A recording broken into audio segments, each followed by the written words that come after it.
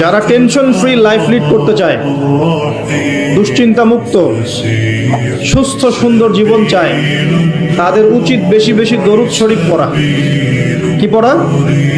কারণ কি জানেন? কারণ যখন আল্লাহর কোনো বান্দা মুহাম্মদ সাল্লাল্লাহু আলাইহি ওয়াসাল্লামের উম্মত মুসলিম মুমিন ব্যক্তি, সে যখন নবী সাল্লাল্লাহু আলাইহি ওয়াসাল্লামের প্রতি দরুদ এবং সালাম পেশ করে, তখন এই দরুদ এবং সালামগুলো সংগ্রহ করার জন্য আল্লাহ রাব্বুল আলামিনের স্পেশাল কিছু ফেরেশতা আছেন। কি আছেন? ফেরেশতা আছেন। এই মালায়েকা বা সম্মানিত ফেরেশতাগণ সেই দরুদগুলোকে সংগ্রহ করে, সালামগুলোকে সংগ্রহ করে নবী সাল্লাল্লাহু আলাইহি ওয়াসাল্লামের রওজা বা কবরে পৌঁছে দেন এবং নবী সাল্লাল্লাহু আলাইহি ওয়াসাল্লাম এর উত্তর দিয়ে থাকেন। তো সালামের অর্থ কি? আসসালামু আলাইকুম অর্থ কি? আপনার উপর বা আপনাদের উপরে শান্তি বর্ষিত হোক। যখন আপনি বলছেন ওয়া আলাইকুমুস সালাম, এর অর্থ কি?